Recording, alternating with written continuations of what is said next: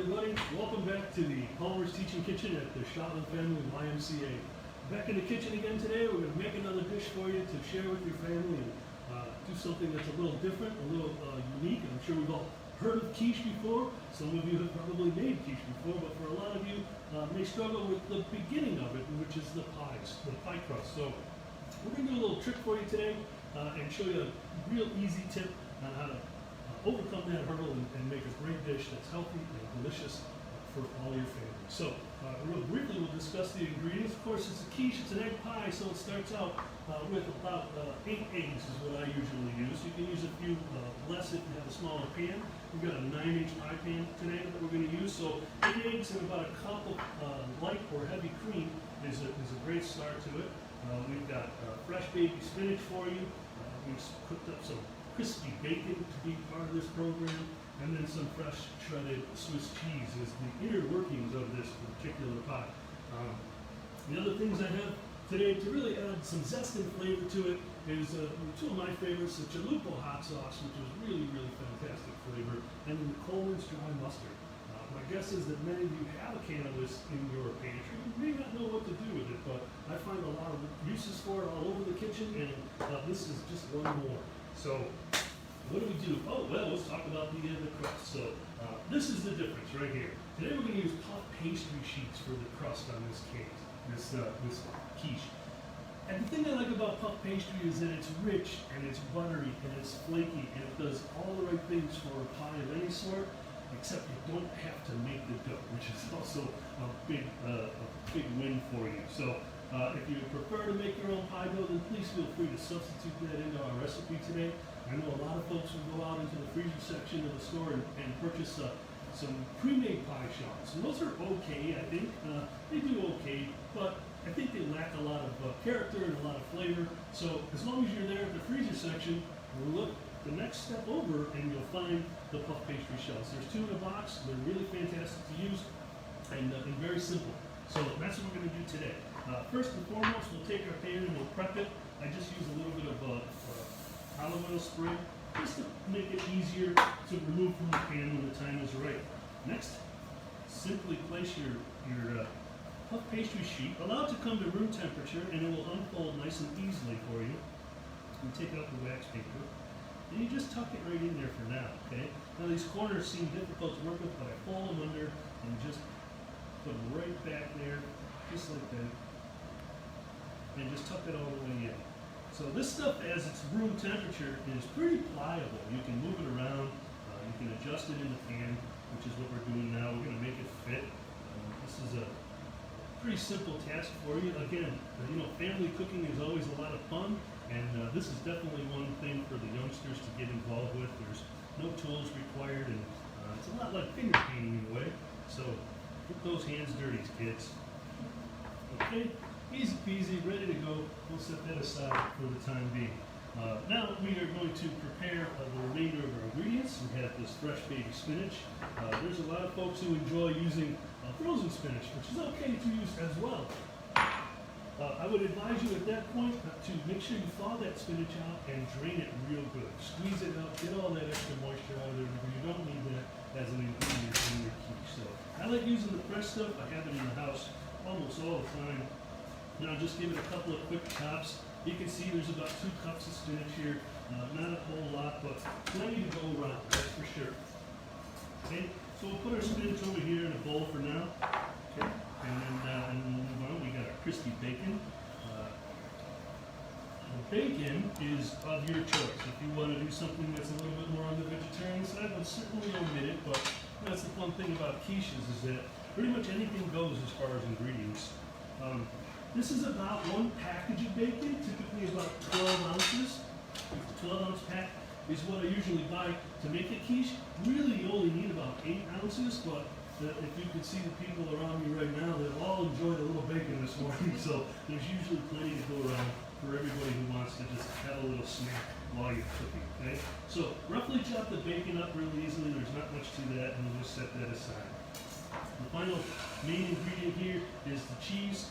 I've shredded a little bit of this Darlsberg or this nice gourmet Swiss here. Just a little fine box grater is fine, a handheld grater. Again, It's about between 4 and 12 ounces is what the pan capacity would be. So you can pretty much do as much as you like. If you like a lot of cheese, you can go heavy. You can certainly go light on it, and it doesn't require Swiss. In fact, you can use cheddar, you can use jack, you can use pretty much anything you want. So we've got our bacon, we've got our spinach, and we've got our cheese onto the eggs. Okay. Eggs I'm going to crack into so I can review it before we use it. That's one of the things I learned years ago, that you should probably crack your eggs into a bowl before you use it so you can fish out any shells that might be left behind, right? So a quick wrap on the side, grip it with your fingers, and just let that guy drop right out. These are large eggs. If you're using small or medium eggs, you probably have to add a couple in there. And on the same note, if you're using jumbo eggs, you could probably stand to reduce that quantity from 8 down to maybe 6 or 7. In we go. And last but not least, there we go. Doesn't look like we have any shells in there, which is a good thing. So on to the next step. And that is into the bowl, okay? Our bowl here is just a nice stainless steel mixing bowl. We'll pour the eggs right in and then add our heavy cream. This, again, measured by volume in a liquid measuring device. It's about a cup, maybe a little heavy, but that's okay.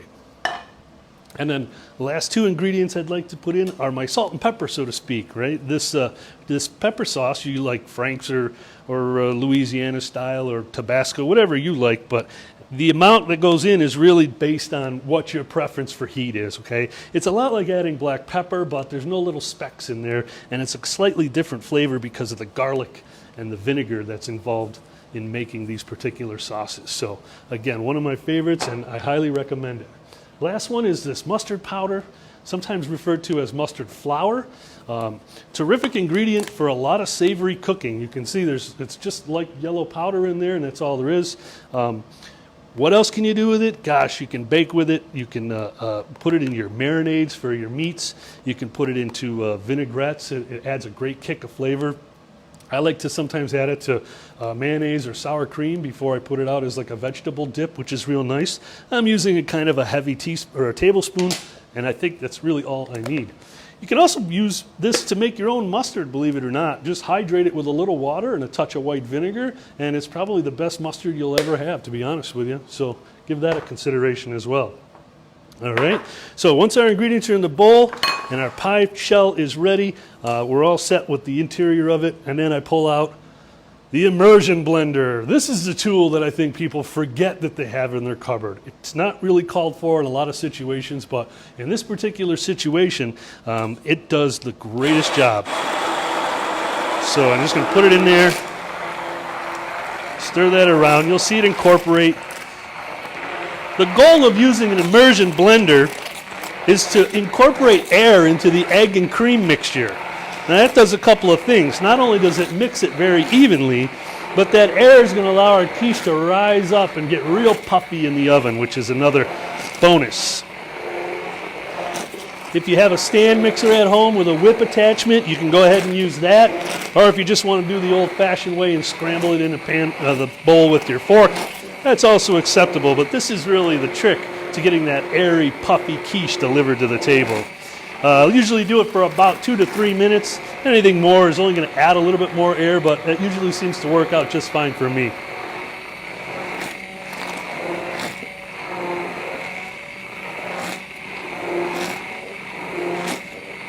All right, very good. Word to the wise, when you're ready to clean your immersion blender, please, please, please unplug it first. All right, so now, next step, we're going to put this pan underneath. I line it with aluminum foil. You can use parchment paper as well, essentially just to handle any of the bubble over or any of the spill that almost always happens, right? Because I load these things right up to the brim, and it's going to be okay, but it definitely has a little spill over. So I just prepare the pan so I don't have to clean it up so much. Next, to take about half of the spinach and put that right in the bottom here. Okay. This stuff will cook right down, so don't feel like there's too much going in. It's going to work out just fine, I promise. Next, our cheese, whether it's shredded or chunks or however you want to do it, it's perfectly fine.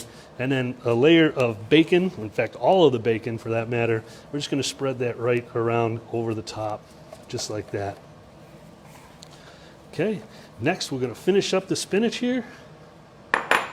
Drop that in, and I like a little bit of that spinach and a little bit of this topping cheese sort of stick out of the top, if you will. It kind of adds a little character to it when it comes out of the oven. It'll be nice and brown and have a lot of texture, and it looks very, very nice. So on to the pouring of the egg, and again, not a lot of skill involved with this.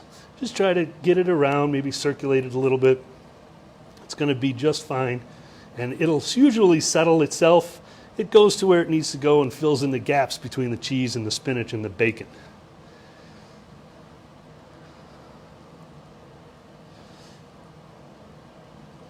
Yeah, perfect. Right, just how we wanted it. Okay? That's that. Very simple, very easy. And into the oven we go. I've preheated my oven on convection to 375 degrees, so I'm going to pop that in there right now. And we'll set the timer for 45 minutes.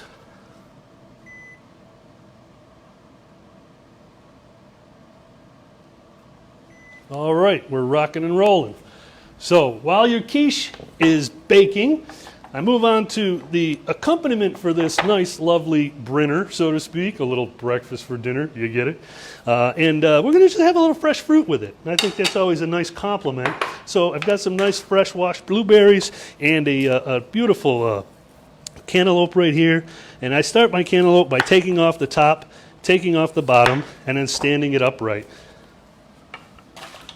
Okay, now we're going to do what the action is referred to as paring. And that's essentially why we all have paring knives at home.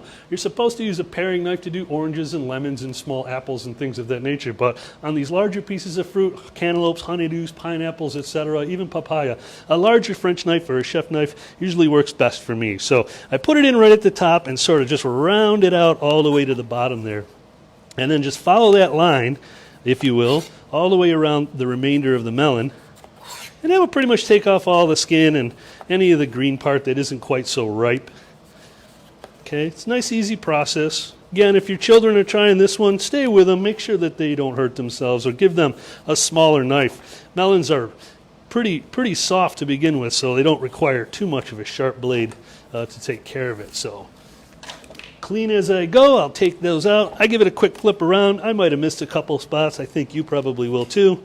Just go ahead and trim those off and make it all one color. Done, just like that. Second step, cut it in half. Okay, now we're gonna have to clean this guy out. And that's easy to do over the sink, over the garbage vessel, whatever you do. If you compost, this is a great product for your compost mixture. And then I use an ice cream scoop, or actually what they call a disher. Everyone refers to it as an ice cream scoop. And that is a great piece of equipment to take out the seeds of a melon. Real simple, just like that, right? Nice and easy and very quick. Okay, very good. Our melon's nice and clean. Our berries have just been washed, and now is presentation time. So with the sides of the melon perpendicular to the knife, or excuse me, parallel to the knife, I come in about every 1/4 of an inch and I just slice right down. Remember, it's hollow, so you don't have to worry about anything getting in your way. Nice even slices all the way until you run out of melon. Okay, and when you get down to the end, I just simply twist it sideways and give it one slice right down the center there. Then I take my knife and set it on the plate, and I got a nice piece of melon to go with our beautiful quiche. Take this one up, put that on the tray as well. Nice platter works well, or fruit bowl. Any fruit that you enjoy is perfect to accompany your dinner quiche. And then lastly, I just color it up with some fresh blueberries right down the center. Who could resist this sitting at a table, right? Dinner, lunch, or breakfast. So that's our fruit platter that's going to accompany our quiche.